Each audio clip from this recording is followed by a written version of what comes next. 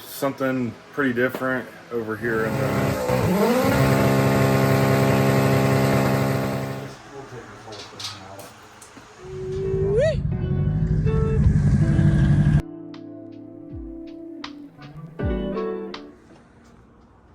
What are we doing today, Scotty? We'll look at it. Yeah, I think it was when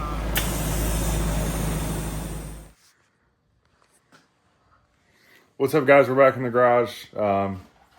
Made some good progress from last time we were out here. Billy doesn't record ever, so he didn't record bolting the cylinder heads down and getting the timing cover on and the balancer and everything. But here we are. Tell us what you're doing, Billy, because I don't know what the fuck you're doing. Or what the heck. Just reinstalling the rockers here. Lubing them up with some assembly lube because we cleaned them all in parts cleaner. That's it. Double check the geometry, make sure everything's good.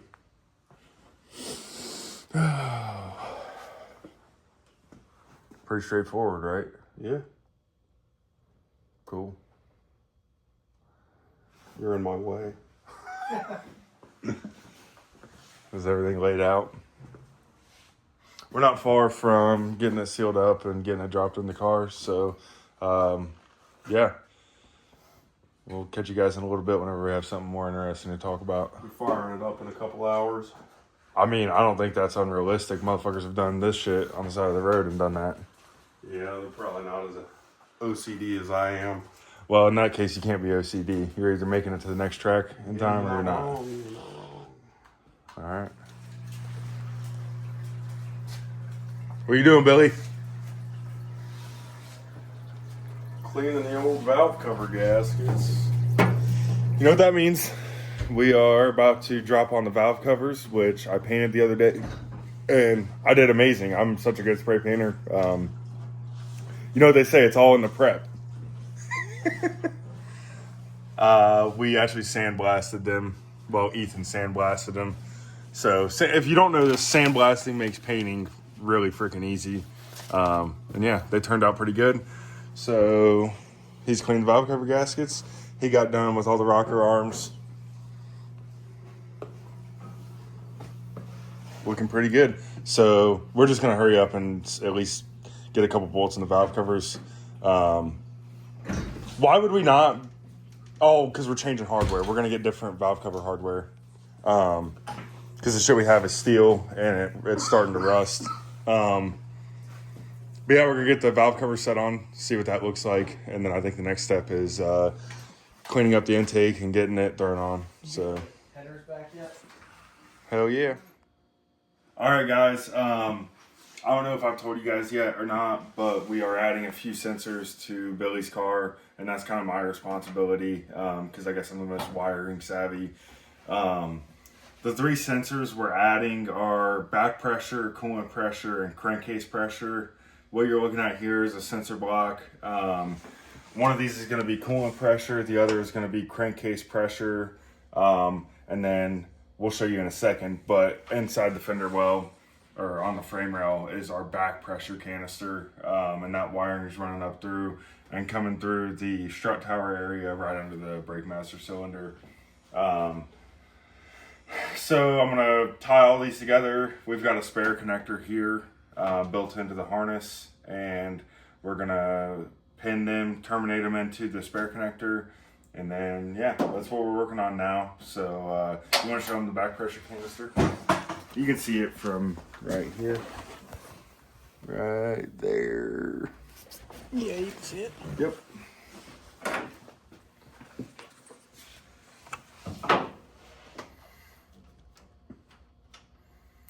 Probably going to mess this up a little bit because I'm trying to shove 3 wires into one Deutsch connector, or one Deutsch pin.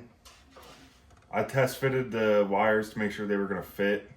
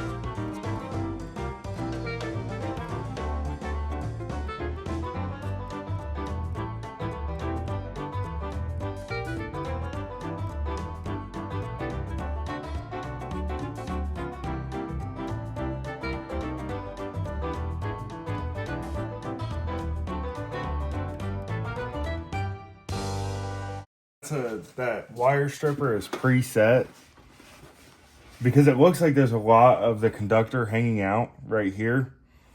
I stripped this loose wire here just to get an idea of how much of the conductor made it into the pin. And it looks good based off of that. And it passed the tug test. I'm going to pull on it a little more. I'd rather it pull out now. No, and none of these sensors are vital. Obviously, I don't want it to shit out knowing I did it. So I want to pull on a little bit more. Yep. What an idiot! Oh, what a loser! That'll make a good clip. Fuck. All right. Well, ain't that a bitch? I wonder how much it takes to pull these out.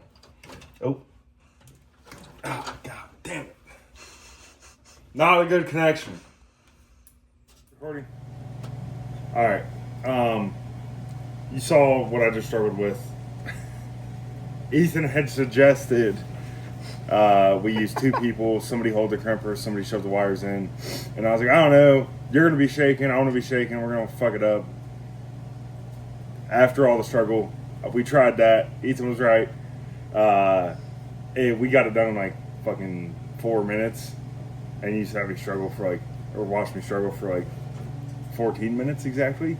So we got them terminated, or pinned, whatever. And now I'm just going to heat shrink this together and secure it to the strut tower. So, yeah.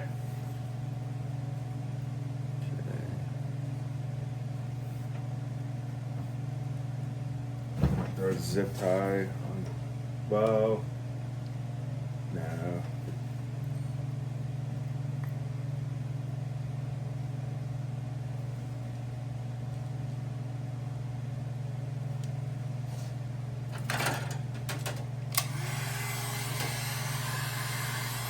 Yeah, hit me up if you guys want your race cars wired. I'm taking customers now. So, $3,000 for a full chassis.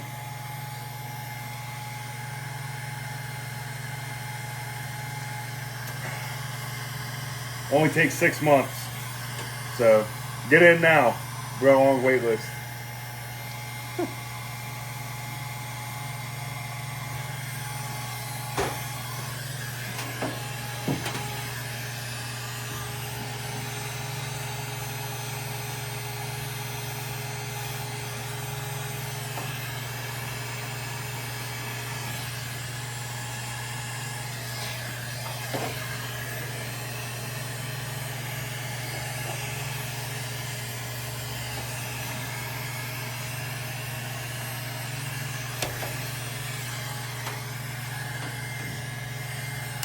You can do a close up on that. Here.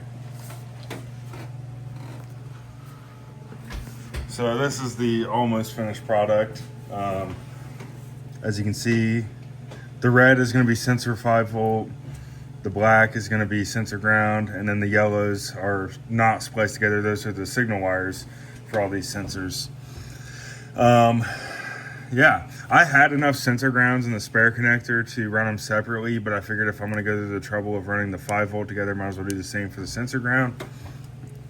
But here in a moment, I'm going to secure this guy to the strut tower right here, and then we'll pin them in. This is the male side of the spare connector. Just have it sitting there for reference, but I'm going to secure these to the side of the strut tower and pin it into that connector. And we'll be done with, well, we're not done, okay? I had to make a pinout of these spare connectors. I had to ohm everything out and figure out where they were going because Jarvis didn't give us a pinout. So I'm gonna run everything through the 12-pin spare, and there were no white inputs or no inputs ran to the spare connector. So I do have 2 wires that are loose at the ECU. So I'm gonna pin those to the inputs, and then I'll have to run another wire from the spare connector to the ECU. So, and then it'll be done. But yeah. What's up, guys? Back in the garage. I don't think so. This is like day 10, but this is like my third day of really recording. Got the motor ready to go. Billy finally got everything buttoned up for the most part. This is the first look at what's gonna win us the stick shift class on Sick Week. It's a Black Magic or Defiant, right, Billy? Yeah. You said Ram? Yeah. Which one is it? Black Magic or Ram.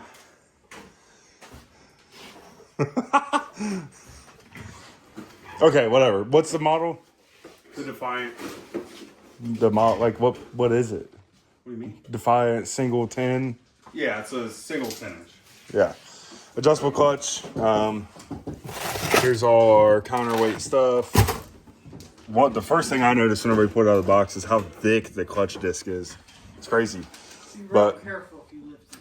yeah. But yeah, that stuff's pretty cool. Billy's wanted to throw the trans on, make sure the input shaft isn't too long or anything stupid like that.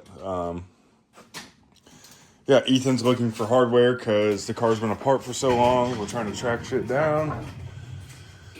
I finished wiring in crankcase pressure, coolant pressure.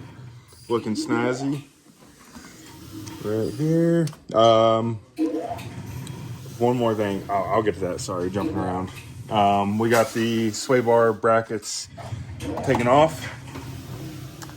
I cleaned up some of the wiring behind that ECU. Obviously, it still looks like shit, but that's whatever. I had to get another nano harness because the other one was cut too short.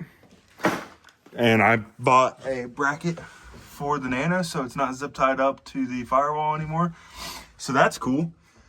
I have a handful of wiring things I need to get done before we're firing the car. But yeah, stay tuned. We're gonna be dropping it in here soon, and I'll get some of the wiring stuff done, and we'll be starting it up. So look forward to that. All right, we're torquing the pressure plate right now. You're supposed to put in that. Got anything to say? Briar, why is your dad wearing your glasses? She said, they're messing my hair up. All right, she didn't want Sonny to get her. All right, Billy, tell us what you've been working on. We're clearancing the clutch fork because it's hitting the bell housing. And we don't have enough air gap.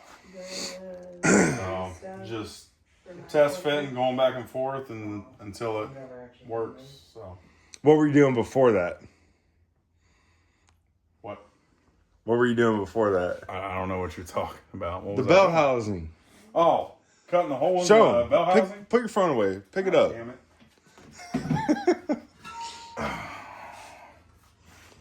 Cut a nice big window so we can get to the clutch adjusters. So Yeah. So to change the counterweights and change the base pressure, we had originally cut a window in it. It was too small. That window is going to be right here at the bottom. And it was like maybe an eighth of an inch, quarter inch from the pressure plate. yeah. And that's not enough for us to get an Allen head on the back. These Allen keys or Allen bolts are... These are the adjusters, not those. Oh, there's only... There's 6 adjusters. Okay, 6 adjusters. That's right. Yeah. For each lever. Or well, six Yeah. levers, 6 adjusters. So we need to be able to get an Allen head on those with obviously the transmission in. So, and that adjusts the... Adjusts. Fuck you. That adjusts the base pressure, and the counterweights adjust the...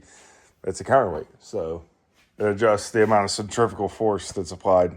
Mention some big words. Hey, what's up, guys? I'm just closing out the video you guys just watched. I wanted to say thank you. If you made it that far, don't forget to like, comment, subscribe. We've kind of been pretty busy, and I've been slacking on recording, so the next video, there's going to be a big jump in our progress. But the next video and the video to come after that will probably be pretty entertaining. So stay tuned. Thank you, guys.